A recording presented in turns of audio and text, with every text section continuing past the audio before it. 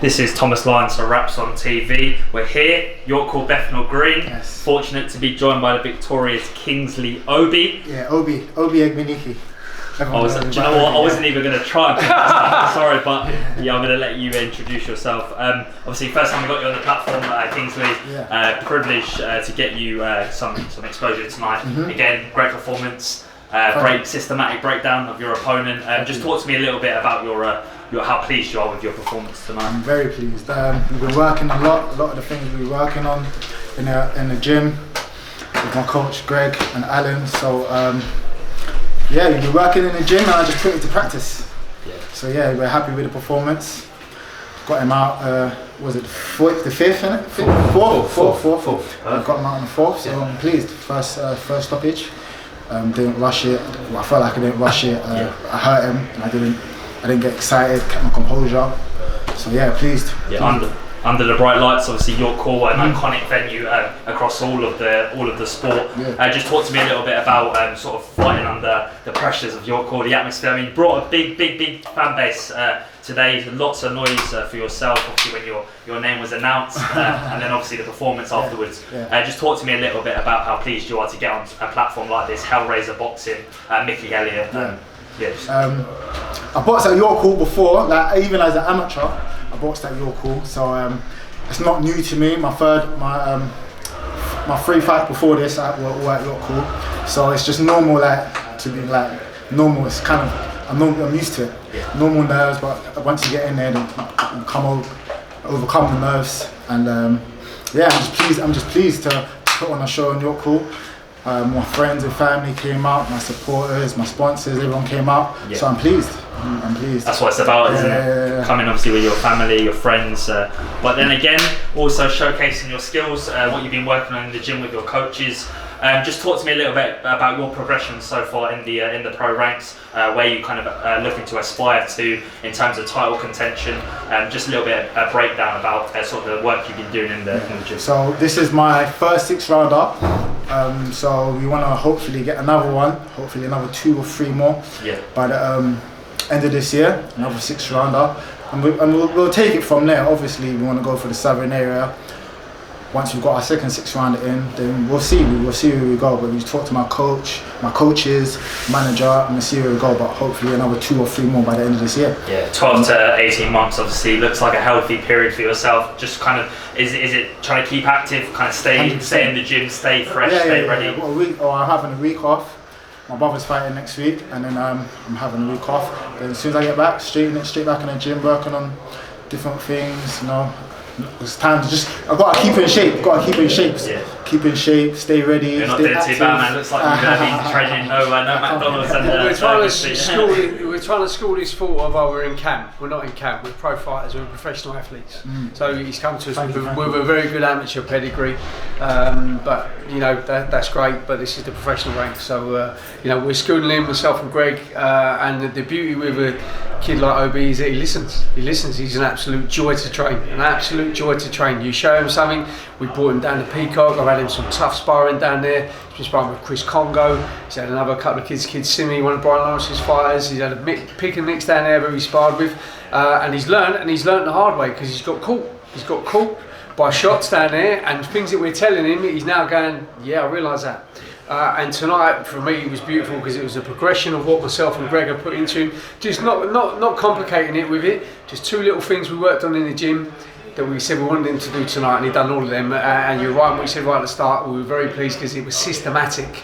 You come back to the corner, we're telling him what to do, and he's listening and he's doing it. And for us, it was a brilliant performance. And stopping the kid was even a better result. But you know, so he's got a chance. A, we've got the win. B, he showcased what he can do. And he's got a stoppage, so we're very pleased as coaches, myself and Greg.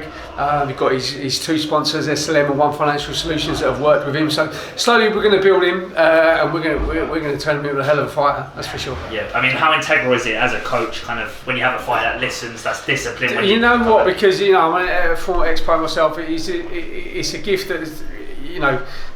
They need to listen, guys, because the beauty is now is us as coaches, we're not in here taking the punches, but we can see what he needs to do, and that's what he done. In the fourth round, when he come back to the corner, we said you need to switch it up now, head and body, because he's, when he's not punching, the other kid's thinking about what to do. So you got to break his rhythm and work out what he needs to do, and then he implemented that in the next round, and we saw what the result was. So fantastic from our point of view. Me and Greg are happy coaches tonight. Yeah, very much. So Greg, do you want to get in?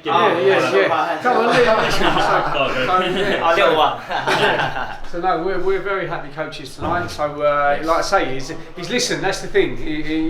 Kids can spar hundreds of rounds, but if there's no improvement, then you're not progressing. And we, like I say, I've worked him down to Peacock. We've had some great sparring down there, and he's progressed. His dad and his brother are coming out. Mo Pryor, Paulus has walked out the ring and said, "My God," he said he never used to punch like that. Because we've got him sitting down and sitting on his shots and thinking about what he's doing. So no, it's great. We're very, very pleased. Yeah, well, it's a good insight, obviously, from the coaches to have that confidence with their fighter, but then again, how that translates onto your performance.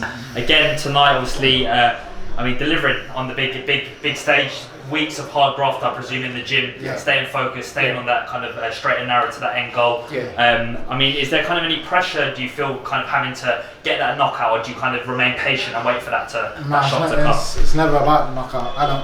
I've kind of been, but it's kind of instilled in me though. Anyway, like even from an amateur, my amateur coach used to just make me box. Again, boxing was always my thing. Never trying to knock anyone out. So. Like Greg and Alex, it's just for us. It's just showcase what you can do. Showcase what you can do. I think a lot of boxing I see nowadays. People forget that. Like the simple thing, like the jab. The amount of fighters I was here last night with Andre Sterling, and some of the other fights you see, and kids just not throwing jabs. They think they can just walk in. And the basics have been forgotten in boxing. And Obi, we're blessed with Obi because he's got the skill set. Without a shadow of a doubt, and now it's just down for me and Greg, like I said, come to us with a very good amateur record, but that basically doesn't mean a lot because this is a very different game, as been proved time and time again, with very good amateurs that have turned professional, not fulfilled, nowhere near fulfilled their potential. But this is the beauty of it, is that he listens. He listens, he learns, and we take him, and between us, we work on our experience and pass that on, and he listens. It's beautiful. We work very well together. So it works extremely well. Yeah. Just to reiterate, obviously sparring Chris Kongo. Don't get much better than that. Obviously a domestic level fighter looking to kind of get that British title shot in the future. 147 pounds at the moment, obviously where Chris is kind of campaigning that. But again, looking broadly, the likes of Josh Kelly, kind of Ben again fighting last night.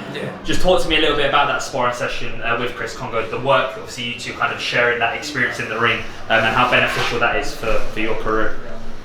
Pardon me. So it was very good sparring with him. It was all learning because he was sharp, ready to go. He was getting ready for. He was getting ready for his title shot. He's getting ready for his own title shot. Yes. So listen, sparring, and that's it. But we all say there's two ways to spar: hard and harder. But the beauty with watching these two was poetry in motion. Watching the two of them, because we've got two thinking fighters that can punch. And they're trying to outsmart one another. It was beautiful to watch. And it's certainly Chris had to raise his game, spar with him, and he had to raise his game as well. And what he learned from that was keeping shape, keeping hands up, stuff like that. Because when you listen, this game ain't easy.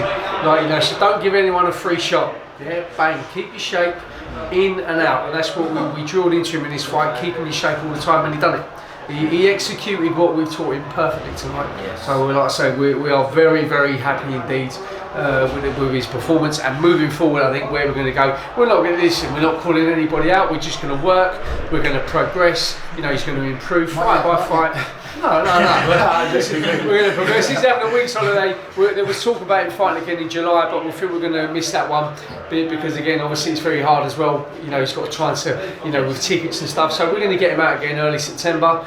Probably hopefully get him out again in November. So 2 more fights this year, and then we see what the new year brings. Like I say, maybe towards the end of next year we could be talking about an area title, but we're not running before we can walk without a shadow. This is his 4th fight. I want to try and maybe get him to 8-9 fights, and then we'll see where he looks. We'll see who's got the belt. I don't even know who's got the Southern area. I don't even know who's got it that weight. I think they contend it next week, aren't they? I think it's John Brennan, isn't it? And the other kid, are they fighting next week? So So listen, for now, like I say, it's a joy to work with him, and we'll just see how his career goes. We'll work, we'll just do what we do, and then hopefully the shots and whatever will come our way. Promising times. Obviously, boxer. I like to kind of look at the coaches and sort of give an assessment of the performance out of 10. What you guys are going to give it tonight? You never give a 10. No, I'm never giving a 10 because I work like the judges on Strictly Come Dancing. No, I'll give him an 8.5, 9. But only for the simple reason is I don't like him dropping his hands.